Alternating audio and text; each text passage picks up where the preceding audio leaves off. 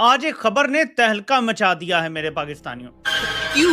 क्या हुई? Indian railway तहलके पे तहलका मचा रही है। पहले वंदे भारत और अब हाइड्रोजन ट्रेन। देश की पहली हाइड्रोजन ट्रेन को प्रधानमंत्री नरेंद्र मोदी ने हरी झंडी दिखा दी है। My God!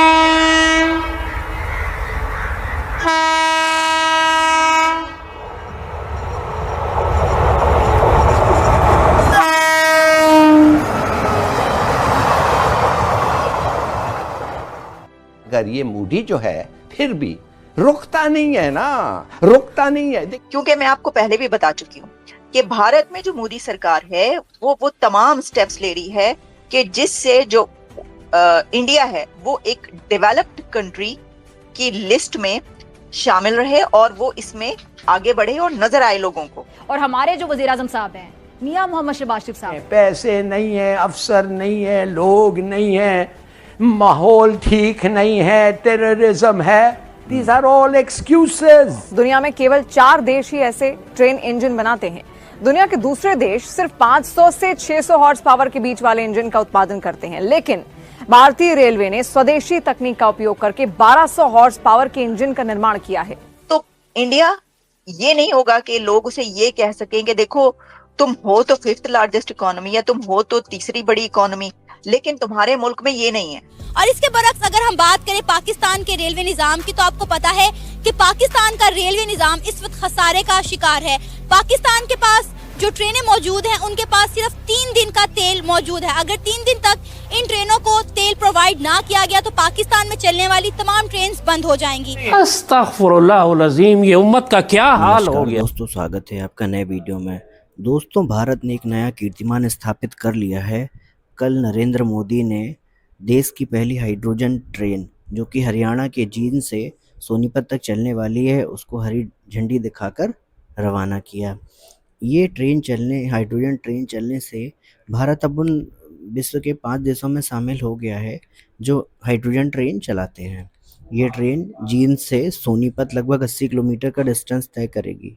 भारत नए पे नए कीर्तिमान स्थापित करता जा रहा है और ये बात हमारे पड़ोसी पाकिस्तान को बिल्कुल रास नहीं आ रही है। वो फिर से रोने लगे कि भारत इतनी तरक्की कर रहा है, हाइड्रोजन ट्रेन चला रहा है, लेकिन हमारे यहाँ तो ट्रेनों में चलाने के लिए डीजल ही नहीं है और लाइट ही नहीं है।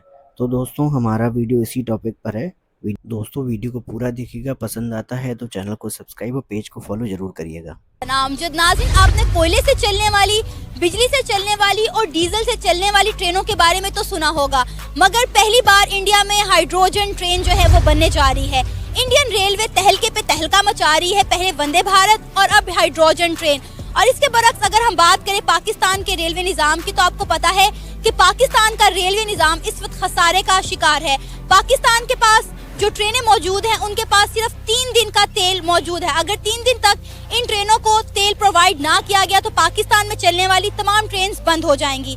क्योंकि मैं आपको पहले भी बता चुकी हूँ कि भारत में जो मोदी सरकार है वो तमाम स्टेप्स ले रही है कि जिससे जो इंडिया है वो एक डेवलप्ड कंट्री की लिस्ट में शामिल रहे और वो इसमें आगे बढ़े और नजर आए लोगों को कि अगर वो दुनिया का मोस्ट पॉपुलस कंट्री है, अगर वो 5th लार्जेस्ट इकोनॉमी है, अगर इंडिया 3rd लार्जेस्ट इकोनॉमी की तरफ जा रहा है, तो उसके लिए वो सारे फीचर्स होने चाहिए कि जिस पे जो कि बाकी कंट्रीज के पास, यानी एक डेवलपिंग कंट्रीज और एक डेवलप्ड कंट्रीज। तो जो डेवलप्ड कंट्रीज जैसे कि इंडिया है और ऐसे बहुत सारे कंट्रीज इतनी पॉपुलेशन है, उनको डेवलपिंग से डेवलप्ड की तरफ जाते हुए बड़ा एफर्ट करनी पड़ती है। तो इंडिया ये नहीं होगा कि लोग उसे ये कह सकें कि देखो तुम हो तो 5th लार्जेस्ट इकोनॉमी या तुम हो तो तीसरी बड़ी इकोनॉमी, लेकिन तुम्हारे मुल्क में ये नहीं है। देखो अमेरिका में तो ये है, देखो यूरोप में तो ये, लेकिन तुम्हारे कंट्री में ये तो नहीं है। तो वो सारे स्टेप्स लिए जा रहे हैं और इसके लिए हमने आपको यानी 3D बिल्डिंग से लेकर 3D प्रिंटिंग बिल्डिंग और क्या क्या, मतलब जो कुछ हुआ अभी तक वो सब बताया। अब ये वाला स्टेप भी लिया जा रहा है। पहले मैंने आपको बता दिया कि ये क्यों लिया जा रहा है। ये मेरा एनालिसिस। ये जो ट्रेन है ये एयरपोर्ट पर चलेगी, इसलिए इसको एयर ट्रेन कहा जा रहा है। अब दिल्ली का जो एयरपोर्ट है वो दुनिया का one of the busiest airport कहा जाता है। बहुत मसरूफ, इतना वहां पर हर लम्हा। आपको पता है कि अब तो इंडिया में कितने ही ऐसे इवेंट्स, समिट्स और कॉन्फ्रेंसेस होती हैं कि जहां पर दुनिया भर के जो